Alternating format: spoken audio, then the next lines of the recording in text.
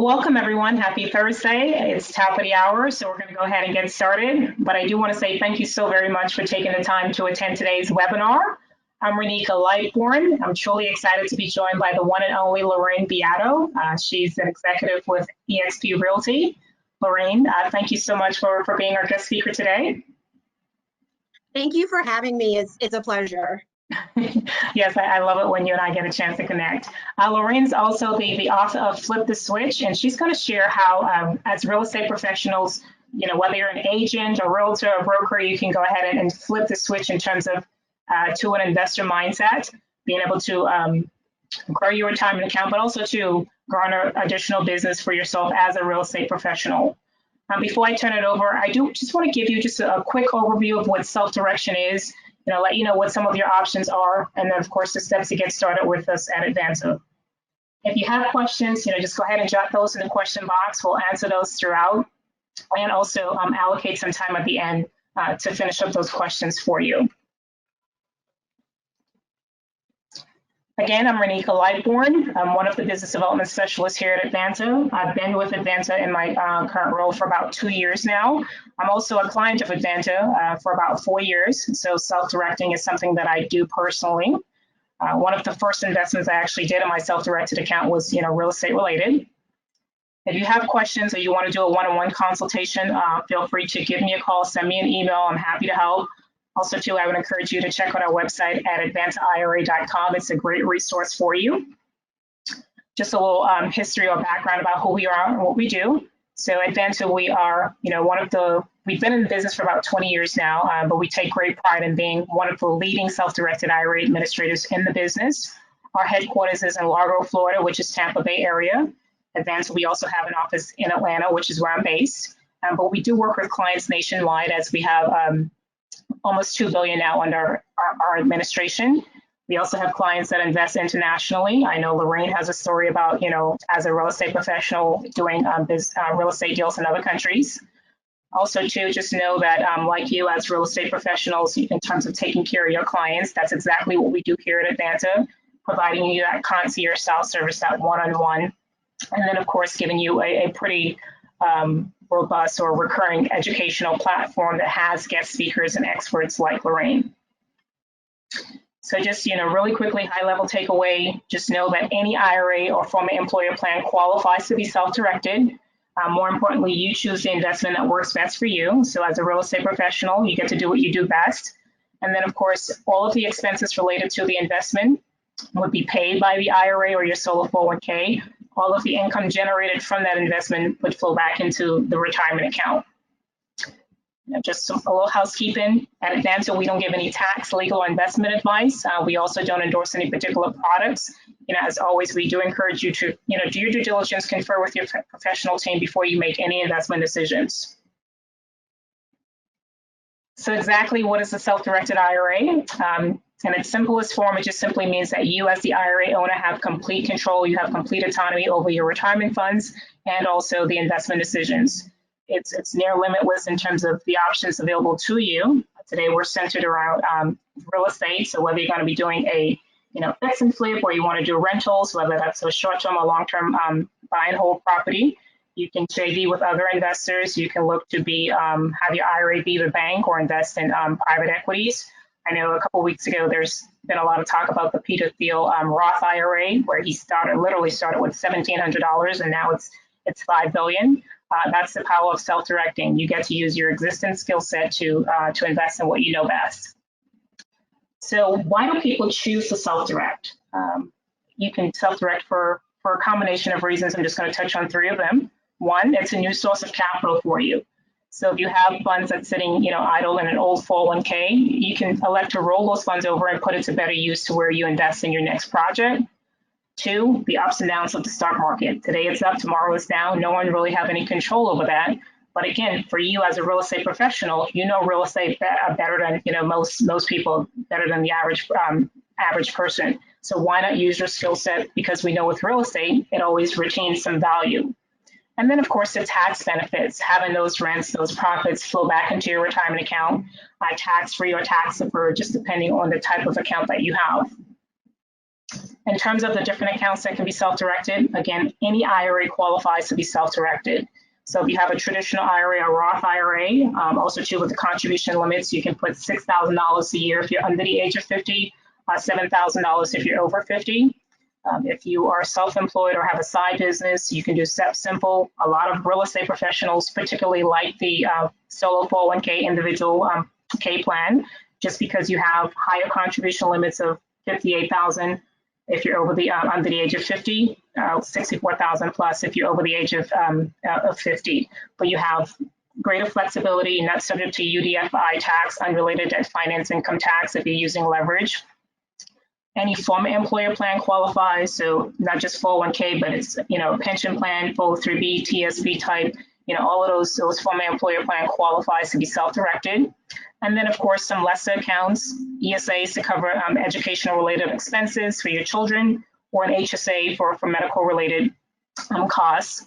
And that, of course, will be, based on the type of medical plan, having a high deductible medical plan. The key thing to remember is the contribution limits differ between the various accounts. And then with your Roth, after tax dollars, your distribution is tax-free at retirement, as long as you've had the account for at least 5 years and you're 59 and a half.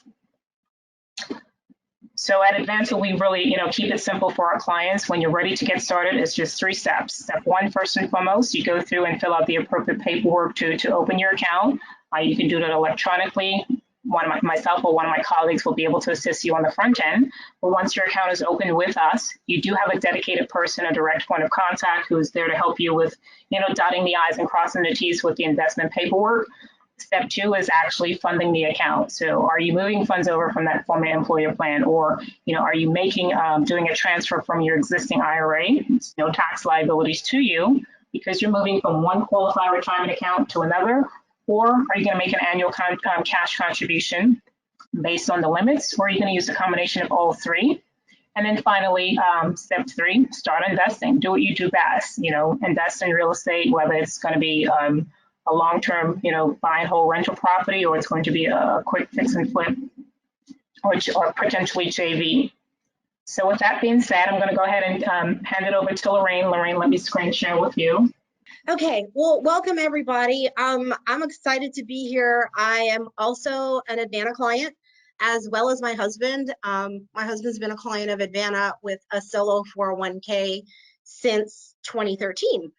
And one of the things that I learned, or I kind of came across a couple of years ago, was I've spoken at a lot of the local boot camps here in Atlanta, and I started having real estate agents reach out to me, asking me if I taught agents how to fix and flip. And I thought to myself, I don't, but I sure can. And kind of as I went down this path, I realized, especially one poignant conversation with a very good friend of mine, that she said, I'm going to have to sell houses till I'm 70.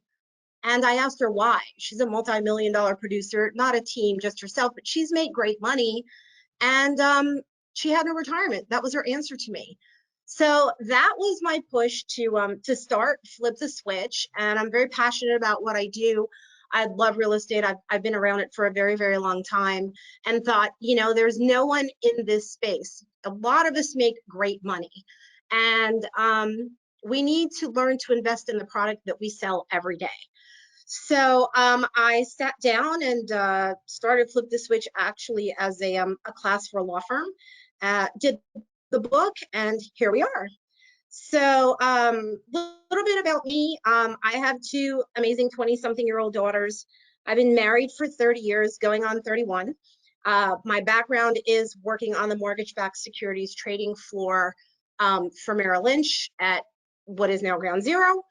I'm not recently an agent, recently moved to eXp Realtor because they align with some of my retirement ideas. And been investing since 2013 with fix and flips.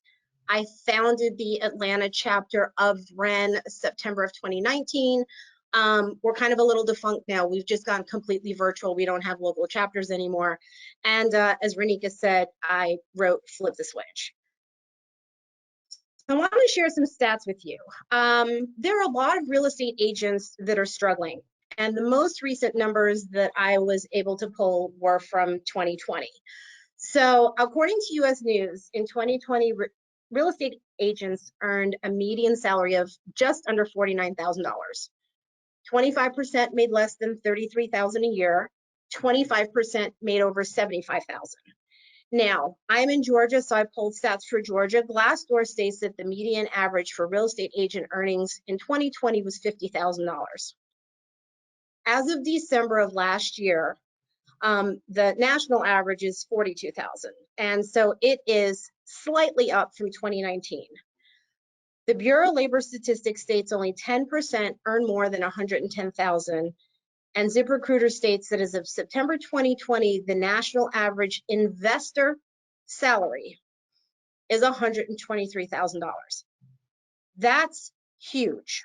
Okay, that's almost triple what the average agent makes. And in Atlanta, the average investor is right around 111,000. It's down a little bit from 124 because we're in a very tight market. So we're seeing margins really start to shrink, but they're still great margins. So, there's a couple of people when I went down this path, I wanted to see who else that we don't ever think about or come across has built wealth through real estate. So, you've got the big guys, right? Your Warren Buffett, your Bill Gates, but there's also Ellen DeGeneres and Portia de Rossi. They are big time players in California. They recently sold a house for a $15 million profit. And then we have Super Bowl champ Emmitt Smith. When he ended his career, he went into real estate and founded the E. Smith Legacy, which is a real estate development and asset management firm.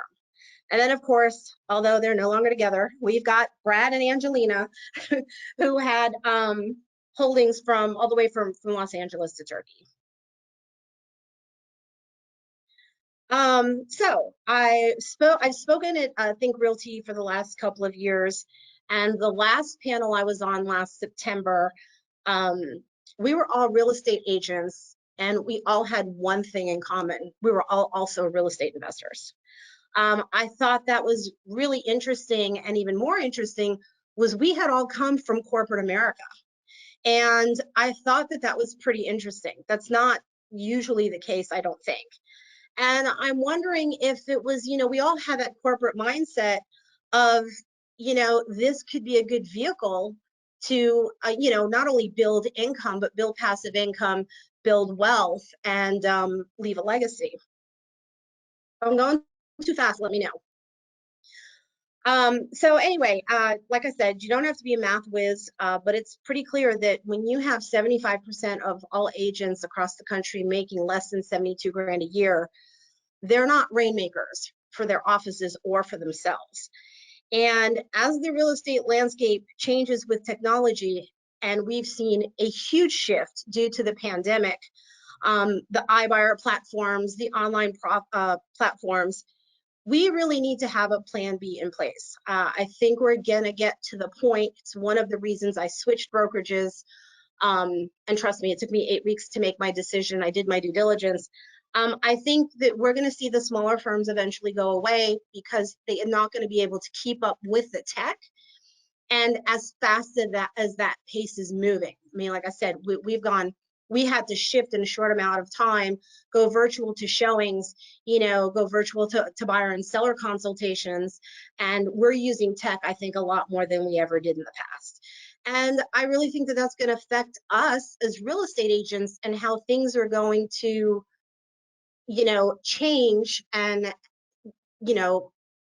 change is probably the best word moving forward, especially since, at least in my market, we're starting to see the buyer agent commissions start to go down. And I think it's coming. I think we're going to get to the point where buyers are going to be paying for their agents. So as a real estate agent, what do you already know that can help you? Like, what advantage do you have from just someone walking in off the street saying, hey, I want to be a real estate investor? Well, we know how to run a CMA. We know what buyers are looking for. We know what floor plans they're looking for. We know, what finishes are they looking for in a property. We know how to price and market a property, although right now it's like the wild, wild west with all these multiple offers. One of the things that I think we don't ever really give ourselves credit for is we know how to identify up and coming areas. If you start to see growth in a pocket, or you see all of a sudden in the middle of nowhere, there's a brand new Walmart or there's a brand new Target, you know that they have millions of dollars to put behind their market research as to where they're going to put their building. If they're doing that, you know the area is about to pop. We know how to set up specific searches. You know, if we want to look to invest in a certain area, we know how to do that. And I think one of the other things is, you know, as realtors or real estate agents, we've been to enough inspections at this point that we know what is a big deal and what's not. What is maybe a $50 fix that buyers think is $1,000, but we're like, no, this is only going to cost you so much. So I think it kind of gives us a good feel for how much, you know, renovation or repair work a potential project might be, what might need, whether it's, you know, a fix and flip or a cash flow property. You know, you'll know what you're going to need to put into it. Lorraine, I do have one question that came in. Can you elaborate on a tech-friendly brokerage, or what should you be looking for to evaluate a tech-friendly brokerage? I think that you should really go in and see what they have. And, you know, I did my due diligence. I was very happy with where I was at. I was a small boutique firm that was in 4 states here in Atlanta. And, you know, I had several people talk to me about moving over, in this case, to EXP. And I had always said no. But as I saw things change through the pandemic, and I started to see that where they were growing, see if they will let you access their technology. So one of the things that the person that I was speaking with, he gave me a pass. He gave me, it's something we can do. He gave me a pass for a week to go check out their world and go check out, you know, all the different resources, all the different classes, the auditoriums. I was able to go into the managing broker's office, you know, for other states, for other countries. I got a referral for someone in Cartagena, Colombia about a month ago. And, you know, I just took my little avatar and went in and talked to the managing broker and said, hey, you know, I need an agent that works Cartagena that speaks English. And so I think just really evaluate what are the tools that they give you, how accessible are they? And I haven't even scratched the surface because I've just been busy. And, you know, do your homework. For me, because I have a financial background, I checked into the company, the corporate background. What are they doing? What are they looking to do? And, you know, see if you can get access to some of the technology that they have available, and then, you know, check it out for yourself and see what you think. Thank you. You're welcome. Okay, so moving back into flipping the switch, just think if you had a quad, if you had a 4-unit home, and after all expenses, you were left $200 per door, right? That's $800 a month that you would have, you know, in this case, it could be net or gross. It just depends what you're, in net, sorry, because I talked about all expenses are paid. You'd have $800 a month coming in net cash flow. That's not bad. You know, that can be groceries. That could be your utilities. If you had a 50-unit apartment building, for example, at $200 a door, now you're at 10 grand a month. I have several friends that do Airbnb. They do the short-term rentals, and you know they have $1,000 a month mortgage payment, but they can get $100 a night. And if they rent it out, you know, the entire month, that's $2 grand a month. And right now, short-term rentals are really, really hot. And I think a lot of that came about due to pandemic and people, you know, that started working from home, or majority of people started working from home, realized I don't have to commute to the office. So why don't I go, you know, rent a place at the beach or rent a place at the mountains, and I have a beautiful view and I can work all day. When I'm done with work, I can then go enjoy myself. And that's just another really hot market right now, are short-term rentals. So how do you flip the switch? How do you get started? And it's truly a mindset shift. That's why I called it Flip the Switch. I don't know if you've seen it, but I have seen listings on the MLS, and I'm looking for an investor, and you know, it says, oh, $20,000, you know, below, you know, below appraiser, calling all investors. And then they don't understand why that doesn't work, why $20,000 below appraisal price, depending on the price point, but for the most part, it's just never going to work. And you know, the other thing is it's not bad, and we were taught how to show homes, and we know how to point out features, we know how to tell sellers to declutter. But this isn't what investors think about. They don't care. They can see past everything. They're concerned with the structure, right? It doesn't matter if the paint colors are weird, or maybe the carpets, you know, need to be stretched. They're looking at the actual structure. They can see past everything. They can see the diamond in the rough.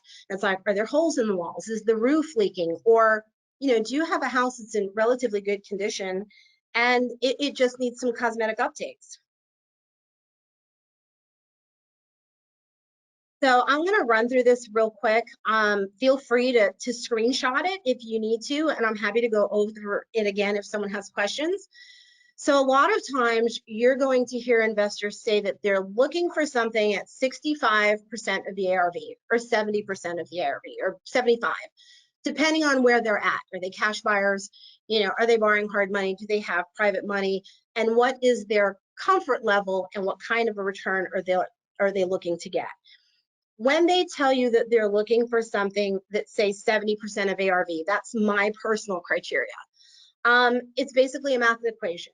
They need to be all in at 70%, including all of the expenses and all of the costs for the project.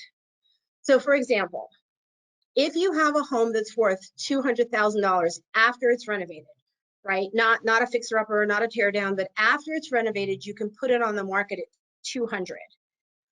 For the most part, following the rule of the 65, 70, or 75% of ARV, the investor wants to be all in at 130, 140, or $150,000, depending on the percentage that they've chosen for the subject property. And I said that kind of runs the gamut.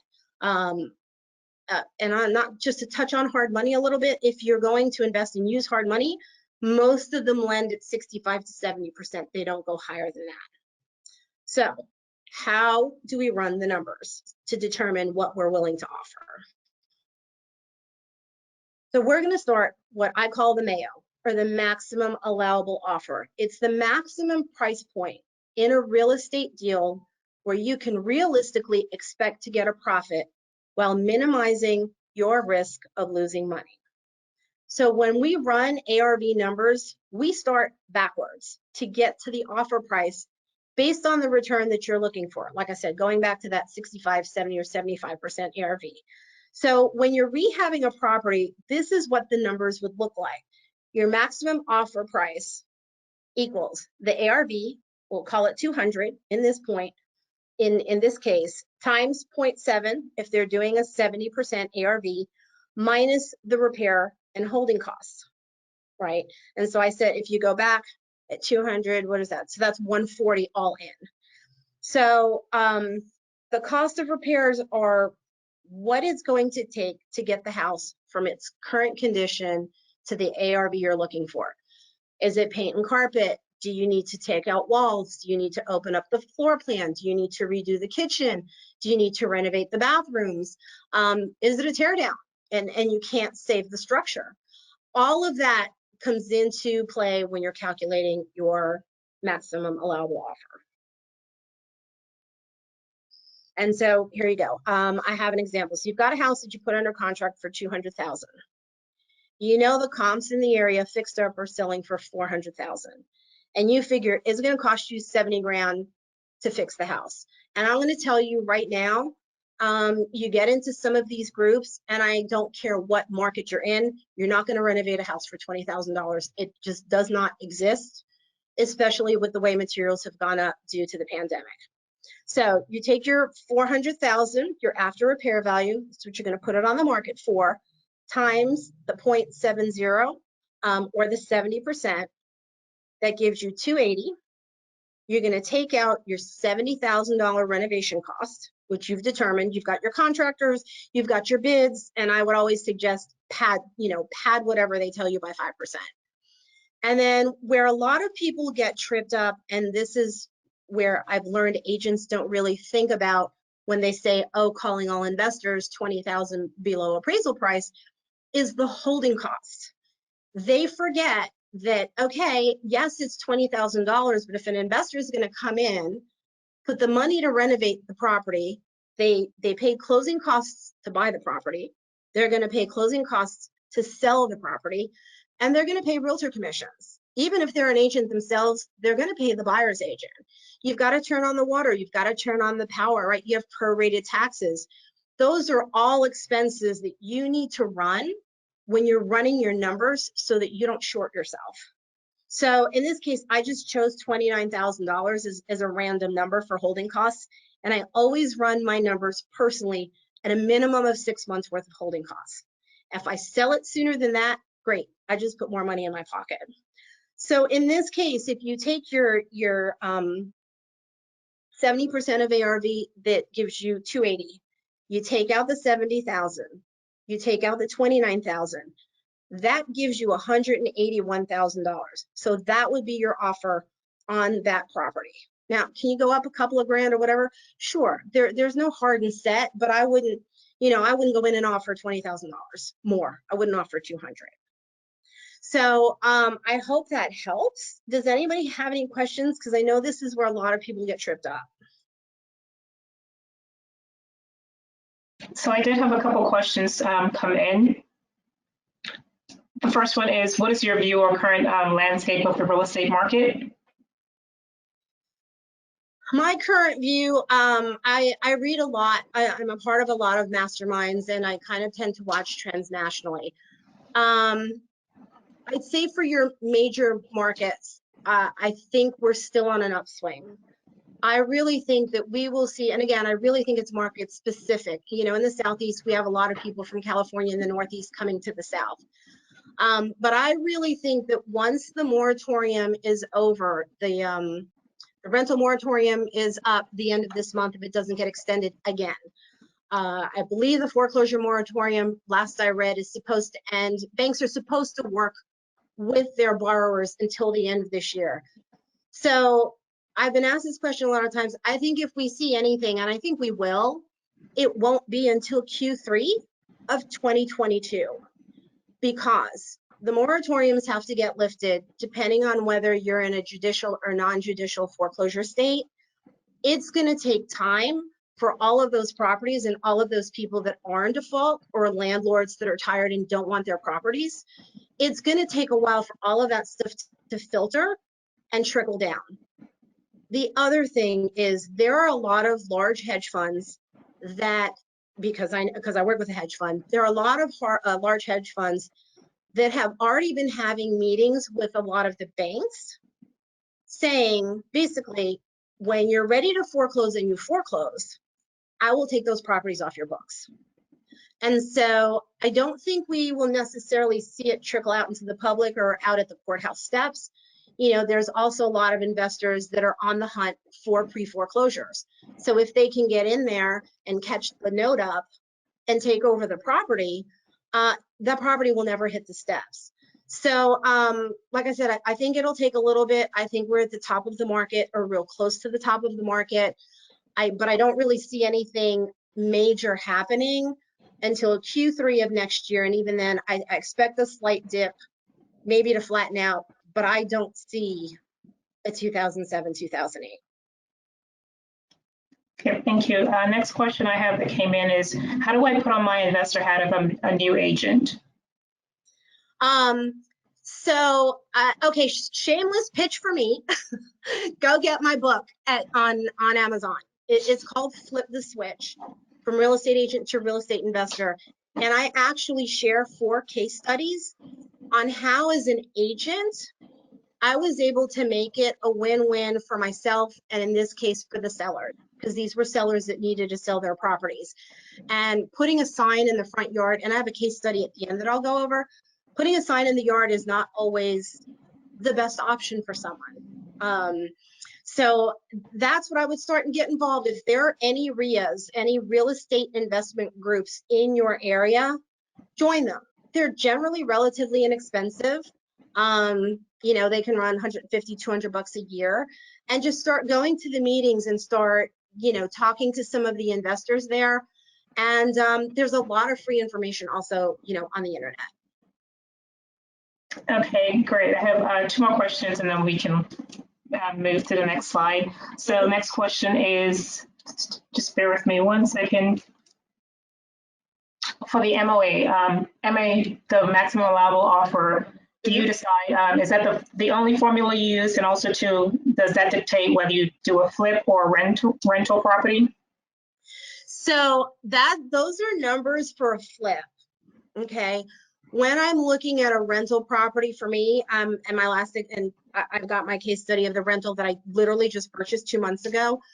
To me, you'll hear investors say, and it all depends on the investor or on yourself, right? What works for you? I go by what's called the 1% rule.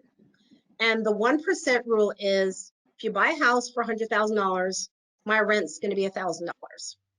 If I buy it for $150,000, my rent's going to be $1,500. It's getting very difficult to do in a lot of the major markets just because there's a lot of cash in the marketplace right now. If it's anything below that, I'm not interested. I'm not doing it. There are also people that run what's called, you know, a cap rate. How much are they going to get, you know, after running their formulas, how much of a ROI are they going to get, you know, at the end of the month on their property? They want 5%, okay. Some want 10, some want 15. It just really depends. But I like things nice and easy. I like to do easy math. So I always use the 1% rule. If I can get, you know, the 1% rule, like I said, buy at 100,000, I'm getting 1,000. Buy at 1,500, I'm getting at 150. Sorry, I'm getting 1,500. It's just easy math, and most of the investors that I work with, that's what they look for. Unless you're getting into a duplex or a quad, then that kind of shifts a little bit, and then you're running more on the cap rate, in my opinion. Okay, so two other questions. Can you provide the definitions again for ARV and MAO? Sure. So your ARV is your after repair value. That is what I call your retail price. That's what you're gonna put your house on the market for, and you're gonna go sell it to, you know, your first-time home buyer or your move-up family. That's your retail ready market price. It's the after repair value. Your MAO is your maximum allowable offer. What's the most that you can offer on a property after you take out, like I said, your rehab expenses and your closing costs? What does that number look like? Because you're going to need room for all of that stuff. And I will tell you, after doing this, we've been doing fix and flips since 2013. And I'm very good at running my numbers, but you will always go over budget. The most I've ever gone over budget was probably $10,000. I'm usually right within about $2,000 or $3,000 of my budget, because depending on the renovation, depending on the age of the house, depending on sometimes code, a lot of things are grandfathered in. If you start taking down walls, or you go to renovate a bathroom and you take out the tub, you may have termite infestation.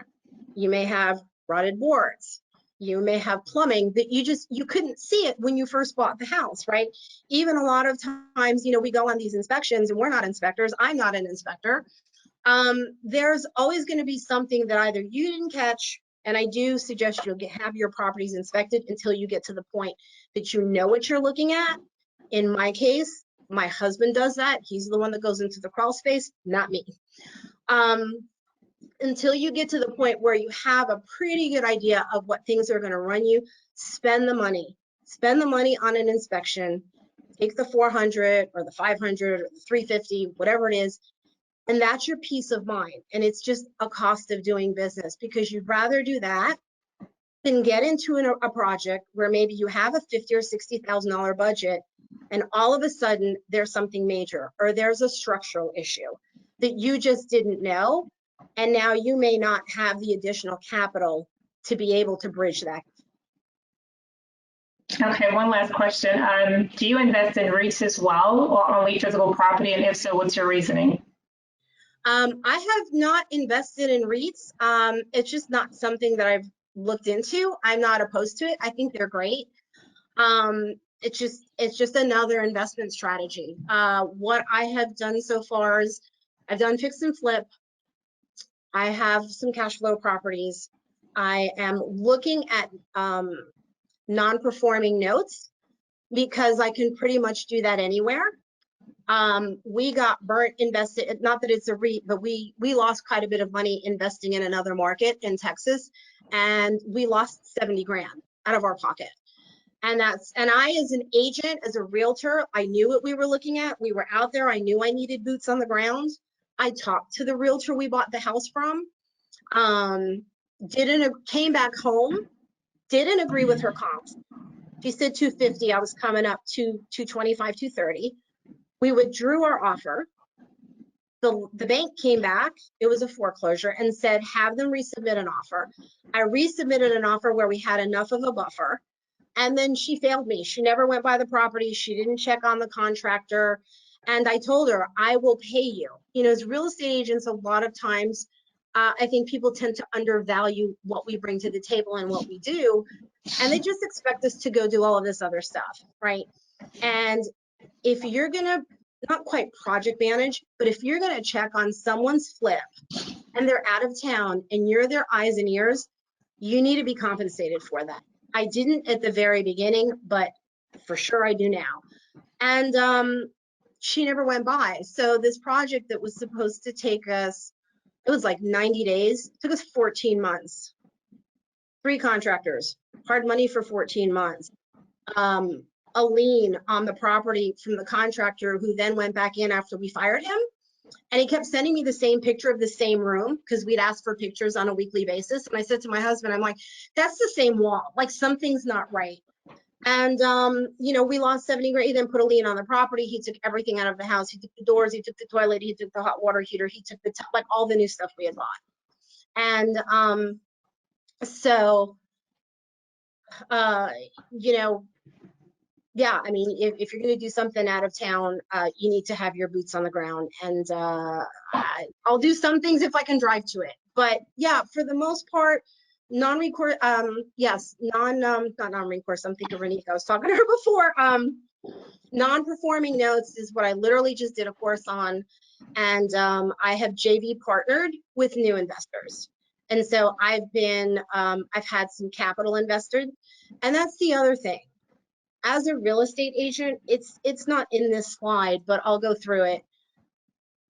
You have some real estate agents, I don't know how you guys are on the panel, but there are some real estate agents that have some really large teams. They have 10 people on their team, 15 people on their team, and they love what they do. And so maybe they don't have the time to go work on a fix and flip, because I don't care what anybody says. I don't care who your GC is. I don't care who your contractor is, unless it's your spouse. You need to be at your project 3 times a week. You need to physically get out there and make sure that what is supposed to be getting done is getting done. And so, okay, you want to get involved with real estate. Well, you can joint venture with someone, right? You can put up the capital and be more passive. Be like, sure, I'll JV with you on this deal. I'll bring the money to the table that you need, and we'll split profit, right? If that's what they want. Or they can say, I'll be your private money lender, and you know, you run the whole project. They give you all the money, and you're giving them whatever they want, right? Or whatever you come to an accord with. 8% interest, 10% interest, 12% interest. That's all negotiated. That's whatever makes your private lender happy and makes you happy. I like the notes because, again, it's hands off. And I just did this course literally 2 weeks ago. I just finished it. It's more hands off because I'm looking into doing some other things. So you have multiple ways that you can get involved. You know, you can be part of a multifamily syndication, same thing. You know, you're going to put in some capital and then you're going to get a return on your money. So it really depends. Do you have time or do you have money? And which one's the better fit for you? And yeah, that's the beauty of self-directing your IRA. You know, you're in control of what works for your IRA. We have a lot of investors that are more so passive where, you know, they just act as lenders through their IRA account. I've personally done that. I'm actually in a a note agreement now with one of my real estate buddies. So with self-directing, put your money to work. If you want to be active where you're doing fix and flip, you can do that as well. Right. And there's also tax lien investing. The other big one that is I don't really do it because I think it's a gray area as a real estate agent, is wholesaling. And I feel like there's a new wannabe wholesaler on the street corner like every week because everybody thinks it's quick cash. And it can be, but there's a whole other strategy behind that. And wholesaling is when you find a seller, generally they're distressed, or it could be probate, and they're willing to sell their property at a discount, right? You have to be able to get that property enough of a discount, and then you will take it and you will take your contract and you can assign it to another investor. 3 of the properties I bought from a wholesaler because the numbers made sense. And so they make that spread. So they can either take that contract and assign it to someone else, or they can do a back-to-back close, meaning they close on that contract and then they do a new contract with the end buyer and they close on that contract and they make the spread. And really depending on that could be a whole nother 2 hours, but depending on your spread, I've done a handful of wholesale deals. Here's my challenge as an agent. A lot of the brokers will not let you do it. Some do, it's because they understand the process, but many don't. So if it's something you're thinking about doing as an agent, you really should talk to your broker because in my opinion, they see that as a commission and that needs to run through the brokerage and they want to get their cut. The other caveat to that, if you're going to do wholesaling and you start doing mark letters is a term that a lot of the wholesalers use. It's like, oh, I'm going to send out yellow letters. It's like a yellow legal pad, and they'll mail a letter, and there's programs that'll do this for you. And it's supposed to look like a handwritten note, right? Or they'll do a postcard mailer. As a real estate agent, and I'm speaking specific for Georgia, I don't know what it is in other states. I believe Illinois now, you cannot wholesale unless you're a licensed agent. And I think that's going to start coming down the pipe. As a real estate agent, any piece of mail, any correspondence, anything that you send out has to not only have, like I said, I'm speaking for Georgia, has to not only have my name on it, but it has to have my name on it, my brokerage firm's name on it, my brokerage firm's address on it, and the main number to the office. And as we're all familiar, disclose, disclose, disclose. And so that may scare some people off. It may not. Some of them may not care. So I actually have 2 partners at wholesale. That's what they do. I let them do it. And, we created an LLC. So in that case, if they're doing it and it's their name, I'm not attached to it. It's fine. And I'm not getting into any red tape. So it just really depends. Like I said, it's a bit of a gray area depending on your broker. The last firm I was at, I was one of 4 agents that were allowed to wholesale, but I never did it. Okay, everybody good? Yes, I have a couple questions, so we'll let you go through your example. Okay, so this is my slide coming up. This is a property that I was telling Reneika the story before we popped on here. This is a property here in Jonesboro, Georgia. And here's whoever asked about how do you switch your hat, right, to think about or to think like an investor. In this particular case, this is a property. I had someone who knew me through the real estate groups, and we had been at a couple of events together, who reached out to me at this point probably 5 years ago. She had this property and another property that she wanted to sell. And she said, hey, Lorraine, I need some help. I want to put this house on the market. And I have another one in Jonesboro. Can you run some comps for me and tell me what you think? And I said, sure, no problem. Ran the comps for her. And in both cases, got a first mortgage and a second mortgage. She owed $90,000.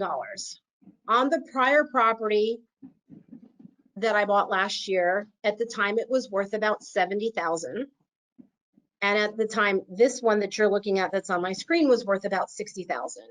And I called her and I said, look, I can put the houses on the market for you, but I'm telling you right now, you're coming to the table with 20 grand. Even if I didn't charge you a commission, you know, you're going to be out of pocket quite a bit of money. And I said, well, what's going on? She's like, no, it's just, I'm not cut out to be a landlord. I said, are you pulling positive cash flow? She said, yes. I said, then leave it alone. How's your tenant? She said, she's great. She's been here for 6 or 7 years. She's not a problem. I said, leave it alone. And this particular ranch on my screen was vacant. Fast forward about 2-3 years later, so this was about 2 years ago, and I was just telling Reneika, I said I was going to meet Reneika, and I was sitting in the parking lot having this conversation because this particular quasi-client, she never actually became a client, had called me and said, hey, Lorraine, do you remember those 2 properties? And I said, yes. She said, well, God told me it's time to sell them. I said, okay, great. She said, the guy next door just sold his. He put lipstick on a pig, and you know, he sold it for 121,000. I'll just tell you what the numbers are. And I said, all right, I'm running into a meeting. I'll run some comps for you and I'll take a look at it. So I went back home. I looked at the property and I said, oh, wow, we've got comps now at 150 for fully renovated house. And I called her and I said, okay, guy next door really didn't just put lipstick on a pig. That's new bathroom, that's new cabinets, that's, you know, new tile, that's new flooring. That's a little more than just paint and carpet. And so I told her that I needed to get out to the property and take a look at it.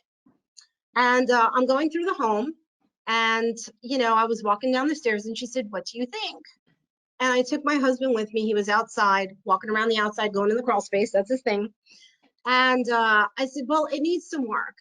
I mean, the stove was from the 1970s. Like, not much had been done to the property. And I said, it needs some work. But the main component she had replaced. It was a new roof, it was a new HVAC system, and it was a new water heater. And so she said, well, I'm coming down the stairs, and she goes, well, I was thinking 5. And I knew what she meant. She meant $5,000. And I was thinking, I said, well, I don't know. I need to talk to Rui. Because in my head, I was thinking, I'll give her 2,500 or 3 grand for the property. And she looks at me and she says, what are you thinking? And I can't play poker. I don't have a poker face. And she said, no, I'm going to pay you $5,000 to take over my property. I was kind of dumbfounded. And I looked at her and I said, what's going on? And she said, I'm not cut out to be a landlord. My tenant's been great. I don't want to displace my tenant. And I said, but what else is going on? I said, I know you have a son that lives in Kentucky. I know you have a grandson that's about 6 or 7 by now.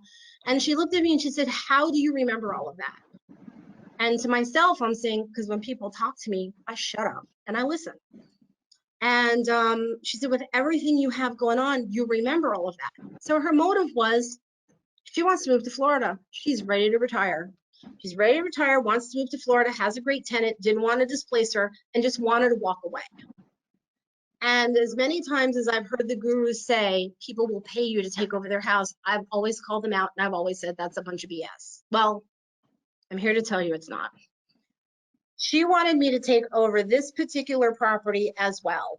And last March, when I first looked at it, she was still slightly upside down. And this house had been vacant for 4 years. And it needed about 18 grand worth of work. So I'm going to run the numbers for you here. So this is another one where putting a sign in the yard was not what was best for the seller. I explained to her how I would take over the properties, and I'll touch on what a subject to is. And so I got paid to take over her other property. I got $2,500 and she paid the closing costs. That was our deal.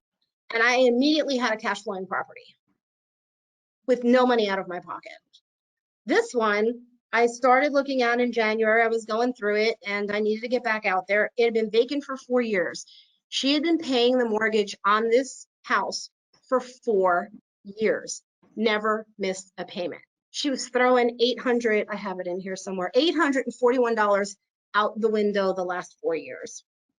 I went back out there, looked at it, told her it needed some work, and we kind of went back and forth. I just closed on this right about 2 months ago.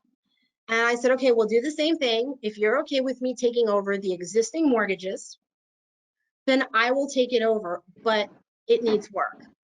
When we got on our Zoom and we talked, and I pulled in 2 partners on this particular project, she said, okay, well, what if you guys take it over, and because it needs work, I make the next 6 months worth of mortgage payments while you rehab it and get it rent ready. And my partner's on Zoom, I looked at him, he looked at me, and we're like, if that works for you, that works for us. So we got it under contract. My husband's back in the crawl space. We found out that half the plumbing was missing, half the electrical was missing. And they had crushed the HVAC ducts and the HVAC didn't work. So we closed. Prior to us closing, she had the plumbing replaced. She put in a brand new HVAC system and she had the electrical taken care of to the tune of about 10 grand that she put out of her pocket. And she's making 6 months worth of payments. We came in, our tenant's moving in today. It cost us $17,000. When I tell you I'm on my numbers, I'm on my numbers. It cost us just shy of $17,000 to rehab the house. New kitchen, we redid the bathrooms, new flooring, new paint. What else? I think that's pretty much it. We painted the outside, but here's the numbers. So we took over the 2 mortgages. The first mortgage was $65,233. The second mortgage had a balance of $25,000. Let's call it 91 grand. Her total mortgage payments are $841. The total rental renovation for us, we're right at about $16,700.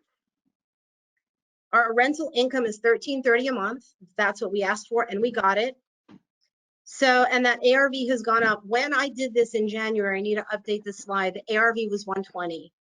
Right now we're probably at 130, and a fully renovated ARV with about a $45,000-$50,000 rental is probably 170 at this point.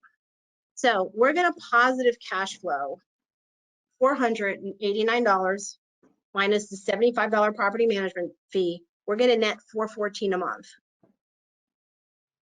And it's actually more than that because she's still going to pay August, September, October, and November. With a 5.5% appreciation in Atlanta per neighborhood scout, our equity is just going to keep growing as well. So, like I said, this is when you have to look at something and really think. If someone's like, no, I don't want to put a sign in your yard. I've got tons of examples. That was another gentleman in Kennesaw. He was embarrassed to have someone go through his house. He just wanted a cash offer, right? So it's just listening to people and stop thinking, I just need to put a sign in the yard. I just need to get my commission, because in these cases, in the other 4 cases I have in my book, it was a win-win all the way around. I fully disclose what's going on. They know I'm an agent. That's why they came to me. I explained to them whatever creative financing route we're going through. So in this case, I took over both of these properties subject to the existing mortgage.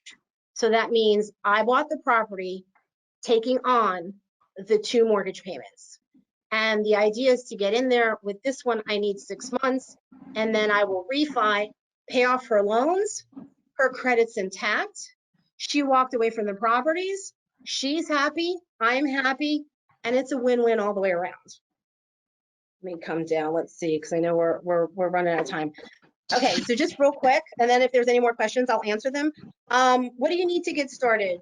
If you're a realtor, you may already have an LLC, your business bank account, your power team, and your processes and systems, like your CRM. Your power team, depending where you are, your closing attorney, your title company, contractor, landscaper, electrician, plumber, most of the things that we already have because we're resources for our clients. So here's where I touch on a couple of things. I can add REITs to this. There are multiple ways to invest. Here's a few: fix and flip, cash flow, tax lien, note investing, private lending, and joint venture.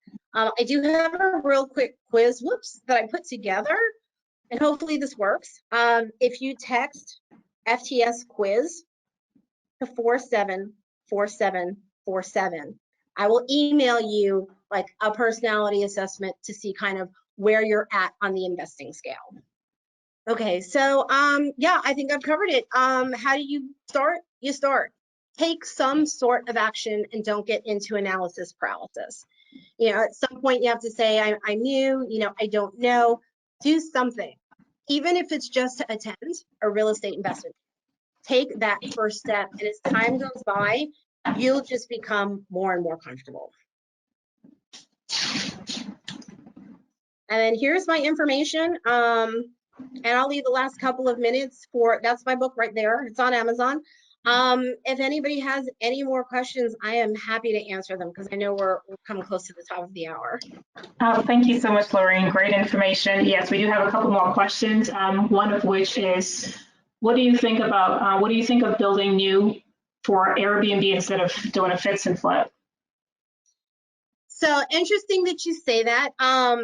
I'm actually looking at getting into building spec homes. I was out at some land yesterday that I put under contract with my partners. And if you can make the numbers work, by all means. I mean, if you can make the numbers work with new construction and you have the capital to do it, or even if you borrow the money, but you're still pulling a profit at the end of the month, go for it. I spend a lot of time on Airbnb and I pull up different cities or different towns and I research. I don't get into analysis paralysis, but I do a good bit of due diligence. Yeah, go see what things are renting for. I have a friend who's an investor here in Atlanta, and they built 6 tiny homes on a lot, and they're Airbnb, they're short-term renting all of them. That's better. And there are 6 new construction tiny homes. I think they're all 700 square feet. Okay, next question is, what is the best way to build your team? Whether it's, how do you find a good contractor, inspector, other people, professionals you can partner with? I would get referrals. If you've got people in your office, I personally like to network a lot. So I network a lot and I do ask for referrals. I've built my business pretty much referral based. And, again, you can also attend the local RIAs and there's always resources there. They always have vendor tables. And just talk to them, just have a conversation. Don't be afraid to ask them for references. If you've never worked with them before, it's not a personal referral. And, just talk to people that've used them and see if they've been happy with them. Okay, I have a couple more questions. One's related specifically to self-directing. Question is, as it relates to self-directed IRAs, can you use an existing LLC or do you need to create one specific for the IRA? Great question. You do have to create a brand new LLC specifically for the IRA. You get to act as manager where you have the ability to write a check, pay a bill, sign a contract, but it has to be a brand new LLC that's owned by your IRA, and that's something that was previously owned by you. There's a few rules and restrictions in terms of self-dealing. So in that scenario, you have to do a brand new LLC. Next question for Lorraine is, how do you generate more leads as a real estate agent? So I'm terrible at lead generation. I'm gonna be straight up there. That's why I'm a real estate coach. The way I have always personally generated my lead, I've never paid for leads. It's been word of mouth. It's either word of mouth, past clients, vendors that I've worked with, Facebook. I've gotten leads off of not paid advertising on Facebook, but being in some of these groups in Facebook and just putting out honest, straightforward information. I'm in a lot of investing groups. And so when I see someone post a deal, if it doesn't make sense, I'll tell them why it doesn't make sense, or I'll point something out that they didn't think of. And so I come from the mindset, you've got to give before you get. And I'd say, yeah, my sphere of influence in Facebook, being in groups and people watching my feed is how I've generated up until now the majority of my business. And just real quick, it's not contact Robert, it's contact Lorraine. That's my cell phone number. Yes, so if you have any questions relating to self-directed, definitely feel free to reach out to me at Advanta IRA. Give me a call, send me an email. Also, too, with Lorraine, reach out to her. She'll be she's a great resource. She and I have been friends for quite a while now. Lorraine, any parting comments? No, I mean, I love what I do, and I love empowering agents to invest in the thing they sell every day. So if you have any questions or you need any help, feel free to reach out to me. Probably texting me is the best, or shooting me an email. And I hope this was helpful, and I hope you enjoyed it. Thank you. It's always a pleasure. Thank you, everyone. Happy investing.